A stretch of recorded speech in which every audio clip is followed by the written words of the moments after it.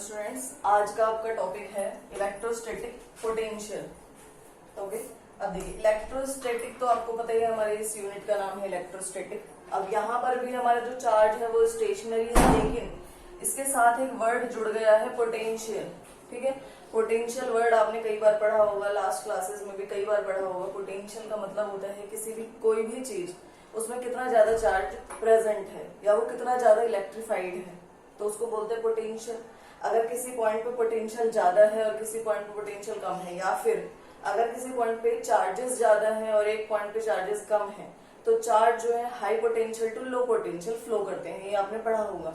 तो वही हमें पढ़ना है इलेक्ट्रोस्टैटिक पोटेंशियल की अगर चार्ज रेस्ट में है तो उस पॉइंट पे जितने ज्यादा चार्जेस होते हैं उसकी वजह से उस पॉइंट पे पोटेंशियल जनरेट हो जाती है।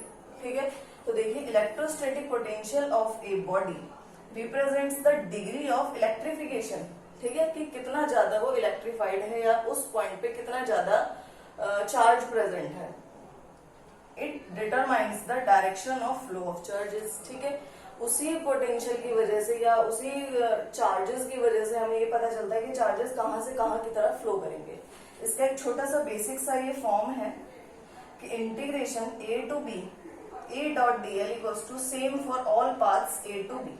अगर एक पॉइंट ए है और एक पॉइंट बी है, ए से बी तक चार्जेस को जाना है, ठीक है, तो वो कोई भी पाथ लें, ठीक है, चाहे वो राउंड होके जाए चाहे वो स्ट्रेट जाए, ठीक है, उन सभी का पर्पस क्या होगा कि वो ए से बी तक जा रहे हैं, उन सभी की वैल्यू क्या होगी ई डॉट डी एल। ये सब कुछ सेम होगा चाहे वो कोई सा भी पाथ फॉलो करे। अब इसी चीज को हमें प्रूव करना है या इसका फाइनल एक्सप्रेशन हमें निकालना है इस डेरिवेशन की हेल्प से। इसे बहुत ध्यान से समझेंगे, बहुत बेसिक कॉन्सेप्ट्स इसमें यूज होने वाले हैं। ठीक है, अब हमने देखें यहाँ पे क्या किया है, ये आपकी कार्टेशियन फॉर्म मैंने ड्रॉ करी है, ये आपका ग्राफ है, 3D ग्राफ है। यहाँ पर बिल्कुल ओरिजिन पे आपका एक पॉजिटिव चार्ज रखा हुआ है +Q।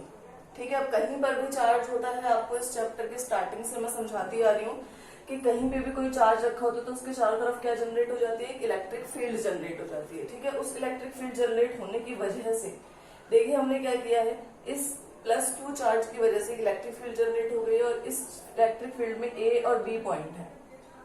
ठीक है, और हमें हमारे पास एक टेस्ट चार्ज है Q0 जो कि बहुत स्मॉल चार्ज है, उसे हमें ए से बी तक लेके जाना है। ठीक है, उस चार्ज को जब हम ए से बी तक लेके जाएंगे तो पोटेंशियल कितनी होगी ये हम कैलकुलेट करेंगे। देखिए, let a single point charge lies at the origin. एक सिंगल पॉइंट चार्ज आपका ओरिजिन पे है। The electric field of this charge is directed outwards, क्योंकि पॉजिटिव चार्ज है तो आउटवर्ड होगी इलेक्ट्रिक फील्ड पूरी की पूरी। A and B are 2 points in the electric field। अब इस इलेक्ट्रिक फील्ड में A और B दो पॉइंट्स हैं। OA जो है वो RA है, OA का पोजीशन वेक्टर है RA। OB जो है वो RB है, OB का पोजीशन वेक्टर है RB। ठीक है, अब हमने यहाँ पे एक पॉजिटिव स्मॉल चार्ज ले लिया है आपका Q0, जिसे हमें A से B तक मूव करवाना है, A से B तक हमें उसे लेके जाना है। ठीक है, इलेक्ट्रिक फील्ड है, इस इलेक्ट्रिक फील्ड में हमें एक चार्ज को ए से बी तक लेके जाना है, तो पोटेंशियल क्या होगी। ठीक है, अब यहां से हमने मान लिया let any point P on the curve A B. इस कर्व ए बी पे हमने एक छोटा सा पॉइंट पी मान लिया। मैं आपको पहले बता देती हूँ बेसिकली करने क्या वाले हैं। हम करने वाले हैं कि जब हम उसे ए से बी तक लेके जाएंगे, ठीक है, तो इस ए बी पाथ को हमने बहुत छोटे छोटे फ्रैक्शंस में डिवाइड कर लिए, डीएल डीएल डीएल डीएल। ठीक है, जैसे हमने लास्ट डेरिवेशन में किया था, हमारे पास एक चार्ज रिंग थी, उस रिंग के बहुत छोटे छोटे फ्रैक्शंस ले लिए थे हमने। ऐसे ही यहाँ पर छोटे छोटे फ्रैक्शंस ले लेंगे हम। एक फ्रैक्शन में देखेंगे कि एक पॉइंट से दूसरे पॉइंट तक जाने में कितना वर्क डन लग रहा है हमारा, फिर उसको इंटीग्रेट कर देंगे। ठीक है, तो वही क्या हमने एक छोटा सा पॉइंट पी ले लिया और पॉइंट क्यू ले लिया है। अब हम क्या निकालेंगे कि चार्ज को पी से क्यू तक जाने में कितना वर्क डन चाहिए हमें। ठीक है, तो देखिए let PQ be the small length DL। PQ जो है वो एक स्मॉल लेंथ DL है इसी कर्व्ड पाथ की। ठीक है, अब क्योंकि देखिए जब चार्ज A से B तक जाएगा तो ऑब्वियस सी बात है वो इन पॉइंट से भी होके गुजरेगा P और Q से, तो वही बेसिक सी बात है। PQ पॉइंट को हमने एक DL लेंथ ले लिया, small length DL। Work done in taking the charge Q0 from P to Q। ठीक है, उस Q0 चार्ज को P से Q तक जाने में कितना वर्क डन लगेगा, तो वो वर्क डन क्या होगा, फोर्स इंटू डिस्प्लेसमेंट। तो फोर्स इंटू डिस्प्लेसमेंट क्या हो गया, DL स्मॉल लेंथ। फोर्स क्या होता है हमारा क्यू नॉट ई। अब क्योंकि हमारा चार्ज नेगेटिव है इसलिए हमने माइनस क्यू नॉट ई ले लिया है डॉट डीएल। अब ई डॉट डीएल तो इसको हम लिख सकते हैं ई डीएल कॉस थीटा। यहाँ पर मैं एक वेक्टर बना देती हूँ, ठीक है, E DL cos theta. This is equation number 1। अब देखिए यहाँ पे ये जो पी क्यू पॉइंट है यहाँ पर से हमने एक परपेंडिकुलर डाला क्यू एन, ठीक है, और ये जो क्यू पॉइंट है, ये जो पी क्यू है, ये एंगल क्या बना रहा है थीटा। तो ये आपका एक छोटा सा राइट एंगल ट्रायंगल बन गया, ठीक है। तो अब देखिए राइट एंगल ट्रायंगल होने की वजह से in triangle P Q N cos theta, cos theta क्या होता है बेस अपॉन हाइपोटेनियस। तो बेस है यहाँ पे पी एन और हाइपोटेनियस है आपका पी क्यू, ठीक है। तो P N upon P Q, P N की वैल्यू देखिए, पी एन ये पूरा क्या है आर वेक्टर है, तो पी एन क्या हो जाएगा D R small fraction, P Q जो है हमें पता है ये डीएल हमने माना था, तो यहां से डी आर क्या हो जाएगा डीएल कॉस थीटा। अब इसको हम फर्स्ट इक्वेशन में पुट कर देंगे, डीएल कॉस थीटा की बजाय क्या हो गया डी आर, तो ये क्या आ गया minus Q naught E D are. This is the small work done, P से क्यू तक जाने में जो छोटा सा वर्क डन है वो ये है। अब हमें क्या निकालना है कि ए से बी तक जाने में टोटल वर्क डन कितना लगेगा, तो अब हम इसी को क्या कर देंगे इंटीग्रेट कर देंगे। देखिए यहाँ पे work done in taking A to B, A से बी तक जाने में टोटल वर्क डन कितना लगेगा minus Q naught E dot DL, A से बी तक जाना है हमें, ठीक है। अब माइनस क्यू नॉट ए की बजाय क्या आ जाएगा आपका पोजीशन वेक्टर ऑफ ए, और बी की जगह पे क्या आ जाएगा position vector of B, E dot DL. अब देखिए यहाँ से ई डॉट डीएल को हमने क्या निकाल लिया था यहाँ से ई डॉट डीएल को ई डीएल कॉस थीटा जो पीछे भी किया था, और डीएल कॉस थीटा की वैल्यू हमने निकाली थी D R, E D R, R A से आर बी तक। अब आगे इसे कैसे सॉल्व करेंगे,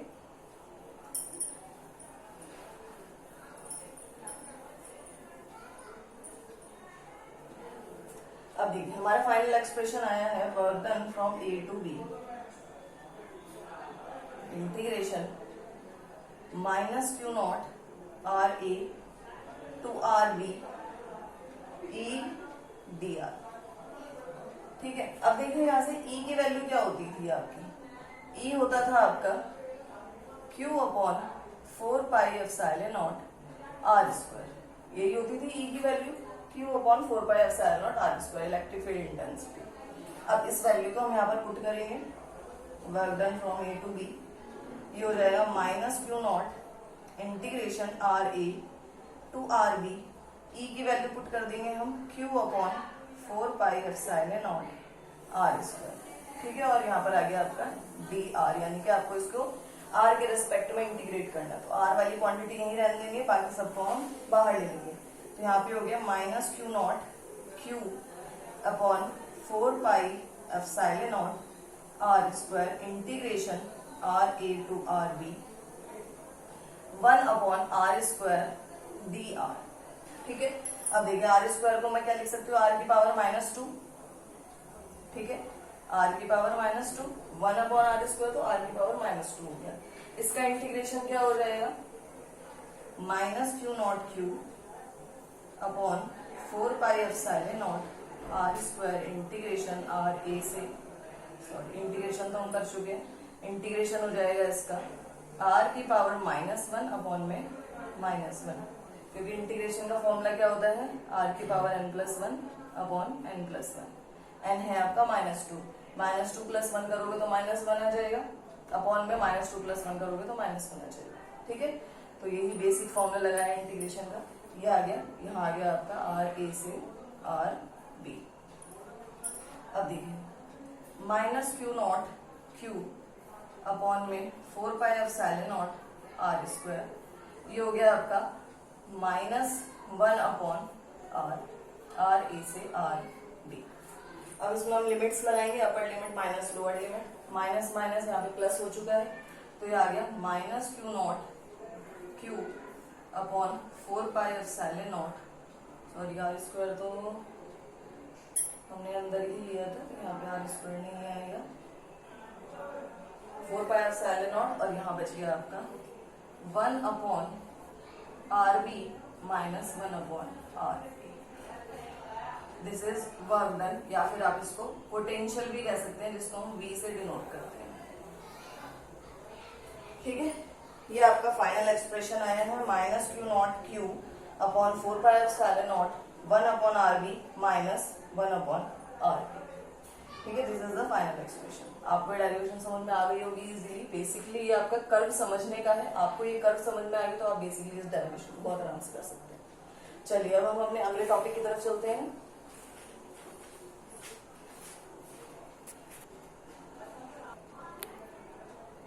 हाँ जी, तो नेक्स्ट टॉपिक है आपका potential at a point due to an electric dipole. अब डाइपोल की वजह से आपकी पोटेंशियल क्या होगी वो आपको देखना है। उससे पहले मैं आपको बता दूं, लास्ट एक्सप्रेशन में हमने निकाला था work done of AB Q not upon में 4πε0 1/RB माइनस 1/RA। अब अगर हमें पोटेंशियल निकालनी है तो पोटेंशियल आपको पता है V equals to W upon में Q, आपने पढ़ा होगा छोटी क्लासेस में। वर्क डन अपॉन में चार्ज, वर्क डन हमने ये निकाला है अपॉन में Q नॉट लिख देते हैं इसको। तो देखिए जब हम इसको इस वर्क डन की वैल्यू यहाँ पुट करेंगे तो Q नॉट से Q नॉट कैंसिल हो जाएगा। आपकी जो पोटेंशियल आएगी वो आएगी Q upon 4πε0 1/RB minus 1/RA। This is the potential. ठीक है, ये आपका पोटेंशियल का फॉर्मूला है, Q upon 4πε0 1/RB minus 1/RA, जो कि अब हम यहाँ पे यूज करने वाले हैं। ठीक है, तो देखिए अब हमें निकालनी है कि आपका एक डाइपोल है, उस डाइपोल की वजह से एक पॉइंट पे हमें पोटेंशियल निकालनी है। यहाँ पर देखिए एक डाइपोल है आपका AB पॉइंट पे, दो चार्जेस रखे हुए हैं आपके प्लस Q माइनस Q। ठीक है, और इन दोनों के बीच का जो डिस्टेंस है वो 2a है, जो बेसिकली आपके हर डाइपोल का होता है। और आपको इस डाइपोल से P डिस्टेंस पे, P दूरी पे या P पॉइंट पे आपको पोटेंशियल निकालनी है। ठीक है, तो A पॉइंट से इसका डिस्टेंस R1 है, B पॉइंट से इसका डिस्टेंस R2 है और इसके सेंटर से इसका डिस्टेंस R है। ठीक है, यहाँ पर हमें दो परपेंडिकुलर्स डाले हैं BD एंड AC। ये परपेंडिकुलर्स कुछ इस तरीके से कि जो AP है वो PC के पैरेलल है, AP पैरेलल PC, या आप ये भी बोल सकते हैं, सॉरी पैरेलल तो नहीं, AP इक्वल्स टू PC। ठीक है, और साथ ही में ये जो BD है इसकी वजह से BP equals to PD।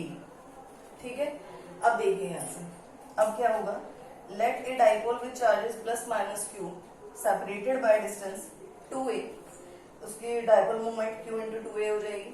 OP आपका R है, AP R1 BP R2 in triangle AOC triangle देखिए कहाँ है, AOC इस वाले ट्रायंगल में। This is 90 degree, this is theta.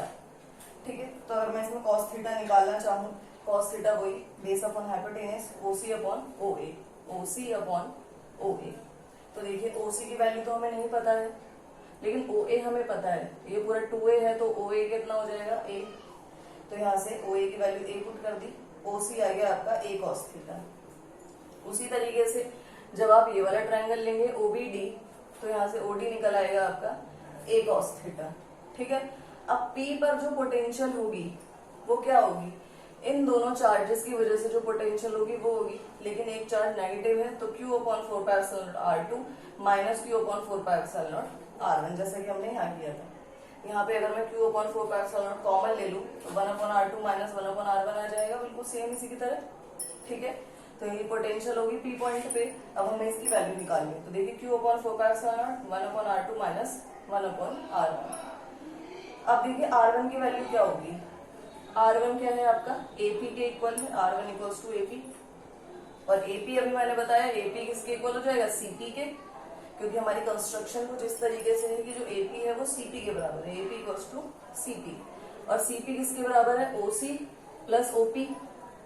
ठीक है, OC प्लस OP, और OC हमने अभी निकाला था A cos थीटा, और OP हमें पता है R। ठीक है, उसी तरीके से R2 जो हो जाएगा, R2 क्या है आपका BP, और बाय कंस्ट्रक्शन BP किसके इक्वल है, PD के इक्वल है, BP इक्वल्स टू PD, और DP कितना हो जाएगा, DP equals to OP minus OD, OP minus OD। OP की वैल्यू R माइनस OD हमने निकाला था A cos थीटा। अब इन दोनों की वैल्यूज हम यहाँ पुट कर देंगे। ठीक है, यहाँ पुट कर दी हमने R2 और R1 की वैल्यूज। देखिए यहाँ पे हमने एलसीएम लिया है, a minus B, a plus B का फॉर्मूला हो गया a square minus B square, और इनको यहाँ पुट किया है, तो देखिए क्या कैंसिल होगा, आर कैंसिल हो जाएगा। ठीक है, ये पॉजिटिव ये नेगेटिव कैंसिल हो गया। अब आगे देखिए क्या होगा,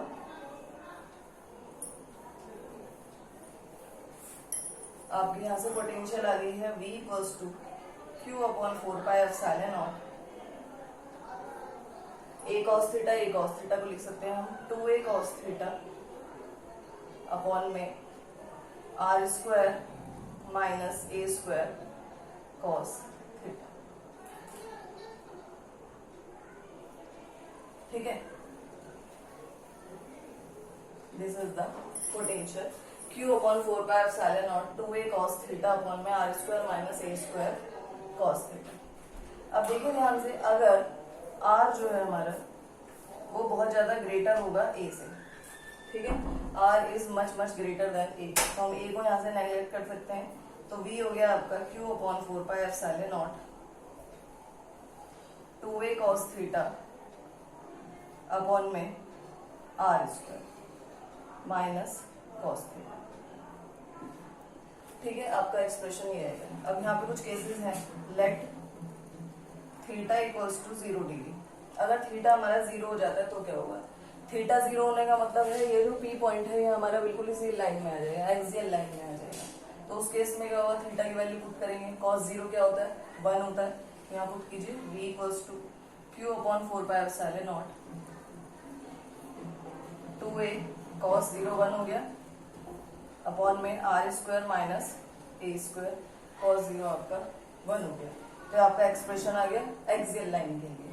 ठीक है, और अगर थीटा आपका 90 डिग्री हो जाता है, ठीक है, थीटा अगर 90 डिग्री होगा, 90 डिग्री का मतलब कि आपका ये जो पी पॉइंट है वो इक्वेटोरियल लाइन पे है। इक्वेटोरियल लाइन पे होने का मतलब cos 90 क्या होता है आपका 0 हो जाता है, तो v हो गया आपका cos 90 0 होने का मतलब ये पूरी वैल्यू 0 हो जाएगी, पोटेंशियल आपकी 0 हो जाएगी इक्वेटोरियल पॉइंट पे। ठीक है, तो यहाँ पे ये कुछ आपके स्पेशल केसेस थे। अब हम इसके बाद इसके कुछ न्यूमेरिकल्स देखेंगे।